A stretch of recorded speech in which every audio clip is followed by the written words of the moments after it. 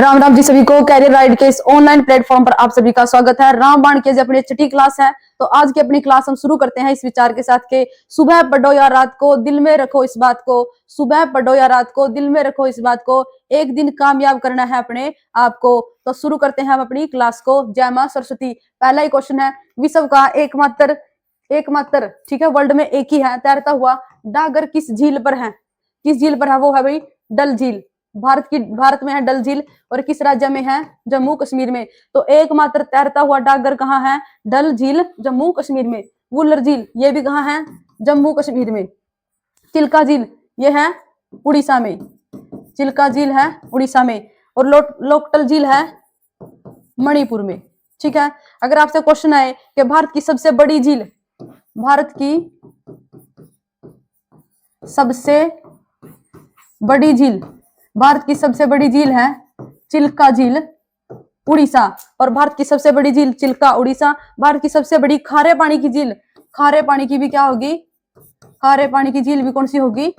चिल्का झील होगी भारत की सबसे बड़ी खारे पानी की झील। भारत की सबसे बड़ी मीठे पानी की झील वो कौन सी होगी? वुलर। भारत की सबसे बड़ी मीठे पानी की झील कौन सी है?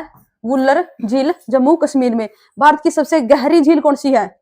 गहरी झील, भारत की सबसे गहरी झील है मानसबल झील है। कहाँ है? जम्मू कश्मीर में भारत की सबसे गहरी झील। भारत की सबसे लंबी झील, सबसे लंबी झील कौन सी है? वो है केरल की वेमनाड झील है, केरल की, जो भारत की सबसे लंबी झील है। अगर पूछा भारत की सबसे ऊंचाई पर कौन सी झील है, ऊंची झील कौन सी है, तो वो है भाई चोलामू झील। कौन सी है? चोलामू झील है, सिक्किम की, जो की है भारत की सबसे ऊंची झील है। अगर आपसे क्वेश्चन पूछे कि वर्ल्ड की सबसे बड़ी झील कौन सी है, वर्ल्ड की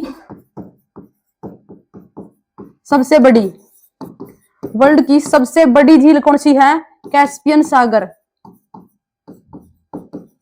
कैस्पियन सागर भारत वर्ल्ड की सबसे बड़ी झील है, और इसका जो पानी है वो कैसा है? खारा। तो वर्ल्ड की सबसे बड़ी खारे पानी की झील भी कौन सी होगी? कैस्पियन सागर। अगर पूछे वर्ल्ड की सबसे बड़ी मीठे पानी की झील, वर्ल्ड की सबसे बड़ी मीठे पानी की झील वो कौन सी होगी? सुपीरियर झील। तो वर्ल्ड की सबसे बड़ी मीठे पानी की झील कौन सी होगी? सुपीरियर झील। और वर्ल्ड की सबसे गहरी झील, विश्व में सबसे गहरी झील वो कौन सी है? बेकाल झील है, रूस में। ठीक है, समझ में आया? अगर आपसे क्वेश्चन आए कि भारत की सबसे बड़ी खारे पानी की झील, तो चिल्का है। अगर क्वेश्चन में ऐसा पूछे कि भारत की सबसे बड़ी अंतर्देशीय खारे पानी की झील है, अंतर्देशीय अगर क्वेश्चन में आए,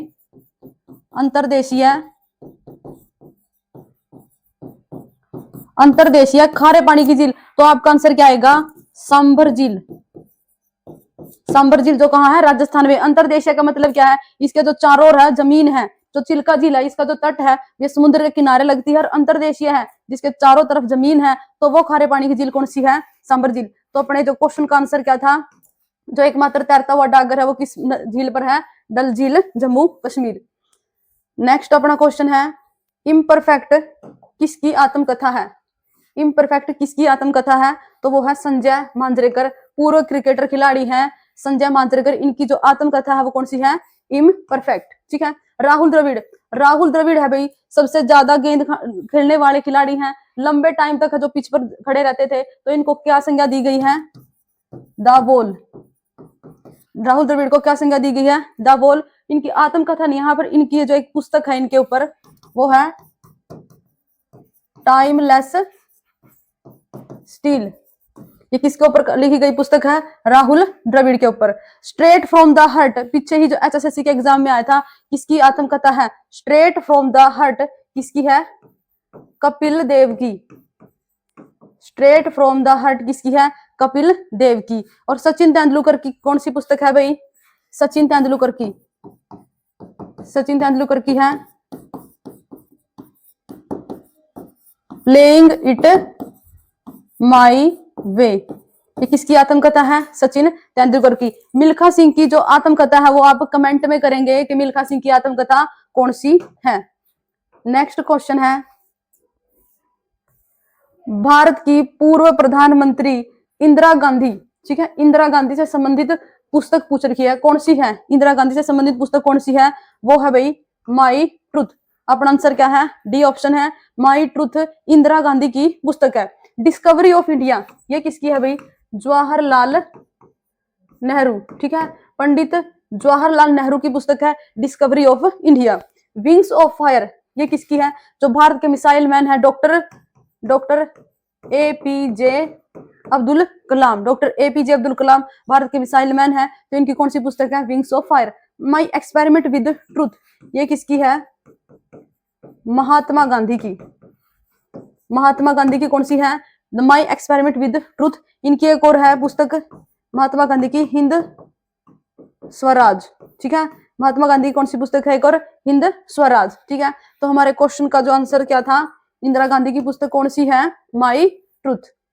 नेक्स्ट क्वेश्चन है, मिशन अंत्योदय एक मिशन मोड परियोजना, मिशन अंत्योदय। ठीक है, जो मिशन अंत्योदय जो परियोजना है ये गरीबों के कल्याण के लिए, उनके जो आर्थिक जीवन है उसमें सुधार के लिए है जो मिशन अंत्योदय योजना लाई गई थी। तो इसका आंसर क्या होगा? ये परिकल्पना किसके द्वारा दी गई है? ग्रामीण विकास मंत्रालय के द्वारा है जो इसकी दी गई है। ठीक है, नेक्स्ट अपना क्वेश्चन है, आपको वीडियो कैसी लग रही है अभी कमेंट जरूर करें और हमारे चैनल को सब्सक्राइब करना ना भूलें। नेक्स्ट जो क्वेश्चन है, निम्नलिखित में से कौन सा नगर चोल वंश के शासन के दौरान मंदिर के रूप में विकसित हुआ था? चोल वंश जो क्या है दक्षिण में फैला था ये चोल वंश, इसकी स्थापना किसने करी थी? विजयालय शासक ने है जो इसकी स्थापना करी थी। अगर क्वेश्चन में आए चोल जो वंश है उसकी राजधानी कौन सी थी, तो इनकी जो राजधानी थी वो कौन सी थी? तंजौर। ठीक है, इनकी राजधानी थी तंजौर और इसकी जो स्थापना किसने करी थी? विजयालय ने। तो इस शासन के दौरान जो मंदिर नगर के रूप में किसका विकास हुआ था? वो था भाई बिल्व-स्वामिन। ठीक है, बिल्व-स्वामिन जो क्षेत्र है उसका जो है हुआ था मंदिर नगर के रूप में विकसित हुआ था। अजमेर में क्या है भाई? अजमेर का जो पुराना नाम है वो क्या है? अजयमेरू। ठीक है, अजमेर में है 2.5 दिन का झोपड़ा। कहाँ? राजस्थान अजमेर में है, जिसका निर्माण किसने कराया था? कुतुबुद्दीन ऐबक ने कराया था अजमेर के 2.5 दिन झोपड़े का निर्माण। अहमदाबाद, अहमदाबाद जिसे क्या कहा जाता है? अगर पूछे भारत का मैनचेस्टर। ठीक है, भारत का मैनचेस्टर किसे कहा जाता है? अहमदाबाद, क्योंकि जो सूती वस्त्रों के बहुत ज्यादा उद्योग है अहमदाबाद में, इसीलिए भारत का मैनचेस्टर किसे कहा जाता है? अहमदाबाद को। नेक्स्ट अपना क्वेश्चन है, तो इसका आंसर क्या है? बिल्व-स्वामिन इसका आंसर है। नेक्स्ट क्वेश्चन है, प्रबोध पचासा के रचनाकार कौन है? प्रबोध पचासा ये जो पुस्तक है ये ब्रज भाषा में रचित एक पुस्तक है प्रबोध पचासा। इसके जो राइटर है वो कौन है? इसके रचनाकार है इरसुरी। ठीक है, प्रबोध पचासा के रचनाकार कौन है? इसके रचनाकार है इरसुरी। ठीक है, और ये ब्रज भाषा में है जो रची गई है। नेक्स्ट जो अपना क्वेश्चन है 7th क्वेश्चन है, 1 डिग्री देशांतर की जो सर्वाधिक दूरी है वो कहाँ होती है? तो 1 डिग्री देशांतर की जो सर्वाधिक दूरी है वो कहाँ होती है? विषुवत रेखा पर। ये जैसे भी अपनी पृथ्वी है, ठीक है, जो ये लाइन है ऐसे, इनको तो हम बोलते हैं अक्षांश। ये कौन सी लाइन है? अक्षांश। जो हॉरिजॉन्टल लाइन है इन्हें बोलते हैं अक्षांश रेखाएं, और जो वर्टिकल है इनको बोलते हैं देशांतर। ये कौन सी रेखाएं हैं? देशांतर। ये जो दोनों है काल्पनिक रेखाएं हैं पृथ्वी पर किसी भी स्थिति की जो बताने, किसी भी स्थान की स्थिति बताने के लिए जो इन रेखाओं की रचना करी गई है अक्षांतर और देशांतर। तो जो देशांतर ये रेखाएं हैं, ये जो भूमध्य रेखा है इसे विषुवत रेखा या भूमध्य रेखा बोलते हैं। 0 डिग्री अक्षांश इसी पर है जो इनकी जो सबसे ज्यादा है जो दूरी होती है वो कितनी होती है? सर्वाधिक दूरी कितनी है? 111.32 किलोमीटर कहाँ होती है? 0 डिग्री या फिर विषुवत रेखा पर इनकी सबसे ज्यादा दूरी होती है। और जो ये ध्रुव है, ध्रुव पर जाते जाते है जो इनकी जो दूरी है वो 0 हो जाती है देशांतर रेखाओं की। अगर आपसे पूछे कि कुल देशांतर रेखाएं कितनी है, तो ये कितनी है कुल देशांतर रेखाएं? 360 डिग्री है जो अपनी देशांतर रेखाएं। अगर अक्षांश रेखाओं के बारे में पूछे तो ये अक्षांश है, तो अक्षांश रेखाएं कितनी है अपनी? अक्षांश रेखा तो कितनी है? 170 179, ठीक है, 179 है। और अगर अक्षांतर पूछे, अक्षांतर, तो वो कितना है, 181, क्योंकि जो ये अक्षांश है से ये ध्रुव पे अगर भी एक बिंदु के रूप में आ जाती हैं जो अक्षांश है, इसीलिए जो रेखा अक्षांतर तो कितने हो गए अपने 181। अगर अक्षांतर रेखाएं पूछे तो कितनी है 179। और जो कर्क रेखा है ये कौन सी है, ये भूमध्य रेखा 0 डिग्री, इसके जो ऊपर है 23.5 डिग्री उत्तर में, इसको बोलते हैं कर्क रेखा। ये क्या है 23.5 डिग्री उत्तर में, और मकर रेखा है 23.5 डिग्री दक्षिण, ठीक है। जो विषुवत रेखा भूमध्य रेखा के जो 23.5 डिग्री ऊपर है उत्तर है उसको बोलते हैं कर्क रेखा, और जो नीचे उसको बोलते हैं मकर रेखा। और जो कर्क रेखा है ये भारत के 8 राज्यों से गुजरती है। भारत कितने राज्यों से गुजरती है, 8 राज्यों से। और एक ऐसा महाद्वीप है, एक ही है, जिसे कर्क, मकर और विषुवत तीनों रेखाएं गुजरती है, वो कौन सा है, अफ्रीका महाद्वीप, ठीक है। अफ्रीका महाद्वीप एकमात्र महाद्वीप है जिसे कर्क, मकर और विषुवत रेखाएं तीनों गुजरती हैं, ठीक है। तो ठीक है, तो क्या पूछ रखा था कि 1 डिग्री देशांतर की सर्वाधिक दूरी कहां पर होती है, विषुवत रेखा पर। वो कितनी है, 111.32 किलोमीटर। नेक्स्ट क्वेश्चन है, क्वेश्चन नंबर 8 है, भारत में राष्ट्रीय विकास परिषद का गठन कब किया गया। राष्ट्रीय विकास परिषद का गठन कब किया गया। मोस्ट फेमस क्वेश्चन है एचएसएससी का। इसका गठन कब किया गया था, 6 अगस्त 1952 को राष्ट्रीय विकास परिषद का गठन किया गया था। इसका गठन क्यों किया गया था, जो योजना आयोग है, योजना आयोग जो पंचवर्षीय योजनाओं का गठन करता है उनको मंजूरी देने के लिए है जो इसका गठन किया गया था। तो योजना आयोग ने है जो राष्ट्रीय विकास परिषद की सिफारिश करी थी, और इसका जो है गठन कब हुआ था, 6 अगस्त 1952 को। कब हुआ था, 6 अगस्त 1952 को। 26 जनवरी 1950 को क्या हुआ था, अभी अपना जो संविधान है वो लागू हो गया था। नेक्स्ट क्वेश्चन है, हर वर्ष दिसंबर के महीने में होने वाले हॉर्नबिल उत्सव का किस भारतीय राज्य का मुख्य उत्सव है। ठीक है, हॉर्नबिल एक पक्षी का नाम है, ये क्या है, एक पक्षी है। और ये जो उत्सव ये कहाँ मनाया जाता है, हॉर्नबिल नागालैंड में। ठीक है, हॉर्नबिल ये 1 से 10 दिसंबर नागालैंड में हॉर्नबिल उत्सव है जो मनाया जाता है। ठीक है, नेक्स्ट क्वेश्चन है, निम्न में से कहा दुमना हवाई अड्डा है। दुमना हवाई अड्डा, इसका एक नाम क्या है, जबलपुर हवाई अड्डा। ठीक है, तो दुमना हवाई अड्डा कहाँ है, जबलपुर, मध्य प्रदेश में। ठीक है, मध्य प्रदेश के जबलपुर में कौन सा है, दुमना हवाई अड्डा है।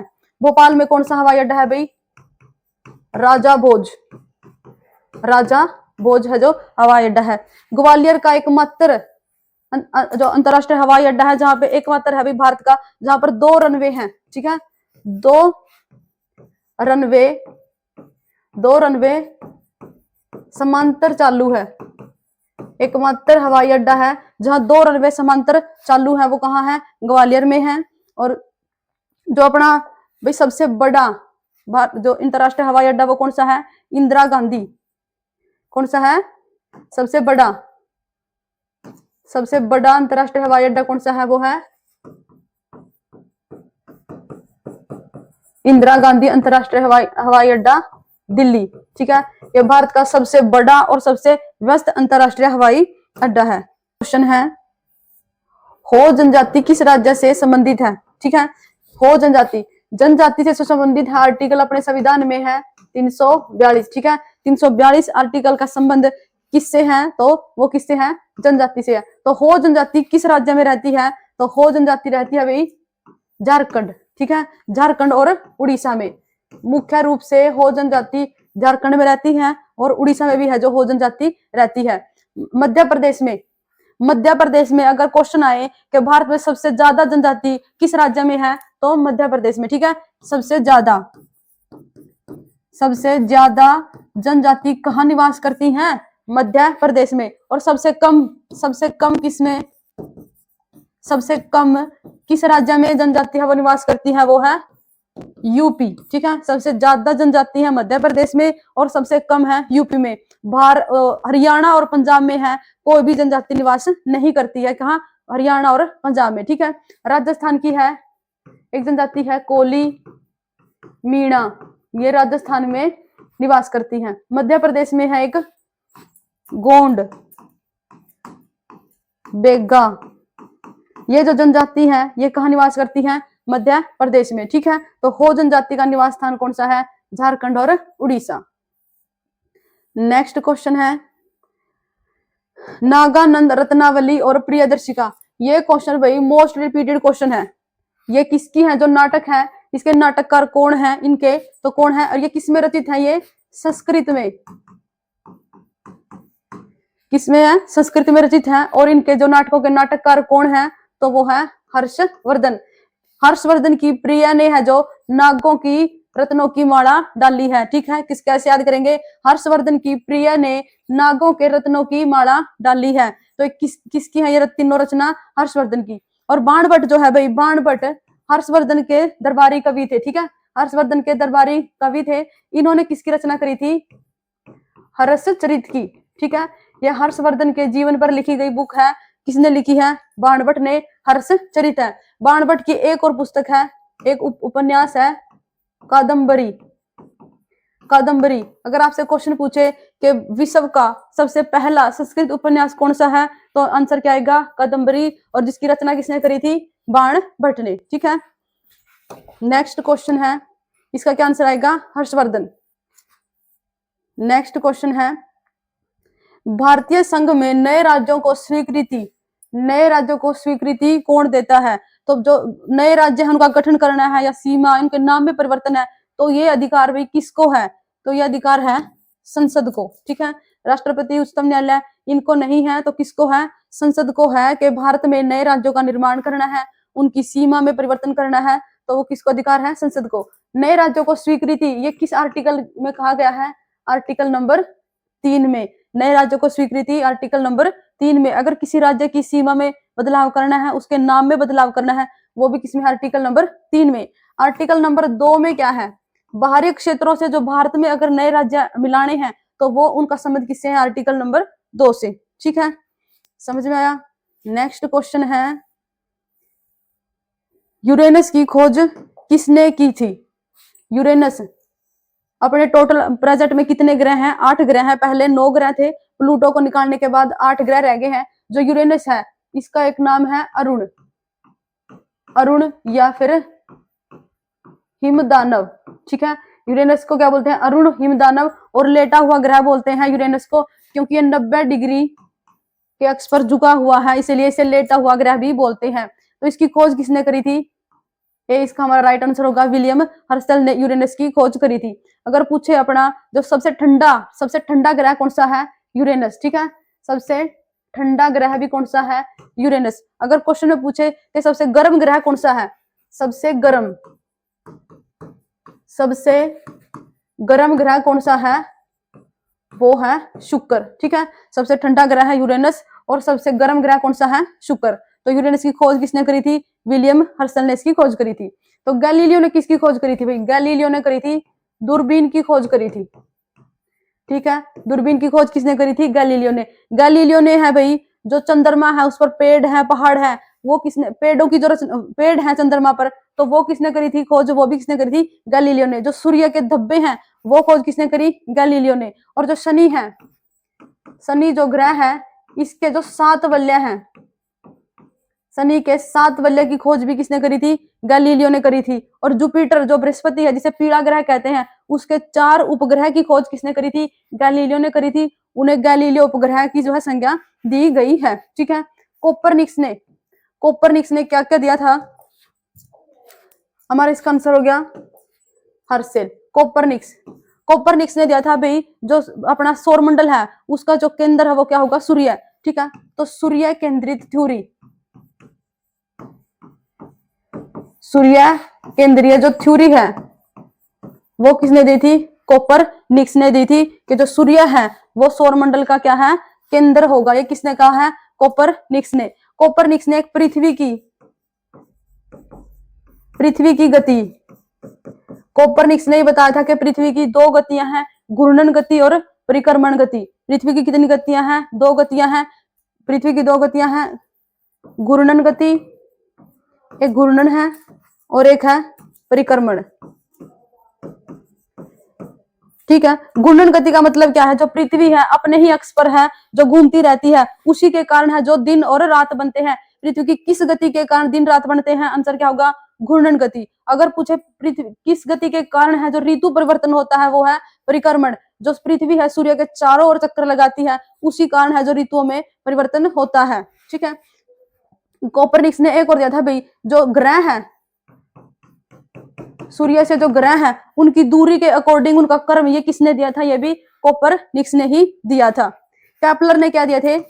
जो ग्रह है वो ग्रह जो किस गति से है जो सूर्य की परिक्रमा करेंगे, ग्रहों की गति के नियम किसने दिए थे? केपलर ने। ठीक है। यूरेनस की खोज किसने करी थी? विलियम हर्शल ने। आपको हमारी क्लास कैसी लगी कमेंट करें और हमारे चैनल को सब्सक्राइब जरूर करें। Thank you.